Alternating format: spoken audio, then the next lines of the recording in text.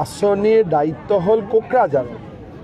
এতিয়া যে অৰুণোদয় মই দি আছোঁ, এইটো এটা আউট অফ টাৰ্ণ দিয়া, নিয়মতে কোকৰাঝাৰৰ পৰাহে দিব লাগে, কিন্তু আমি দিছপুৰৰ পৰা পঠাই আছোঁ।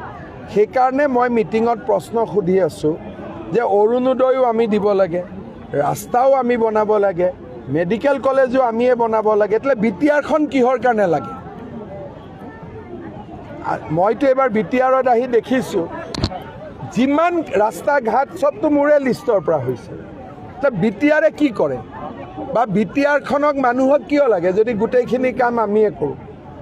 গোপালককো 5 টকা আমিয়ে দিব লাগিব, অৰুণোদয় আমিয়ে দিব লাগিব, ঘৰ আমি দিব লাগিব, ট্ৰিটমেণ্টৰ খৰচ আমি দিব লাগিব, মেডিকেল কলেজ আমি বনাব লাগিব, জিলা হস্পিটেল আমি বনাব লাগিব। তে বিটিআৰত যি 1400-1500 কোটি টকা আহে সেইটো কি কামত ব্যৱহাৰ হ'ব?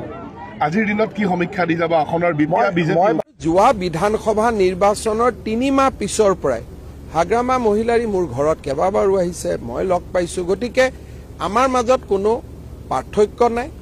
আমাৰ সদায় চেষ্টা থাকে যে UPPL আৰু BPFক ওচৰ চপায়া। বিজেপি দলে হাগ্ৰামা মহিলাৰী যাতে সফল হয়, সুন্দৰভাৱে BTC চৰকাৰখন চলাব পাৰে, বিজেপি আৰু ৰাজ্য চৰকাৰে তেওঁক সম্পূৰ্ণ সহযোগিতা কৰিব।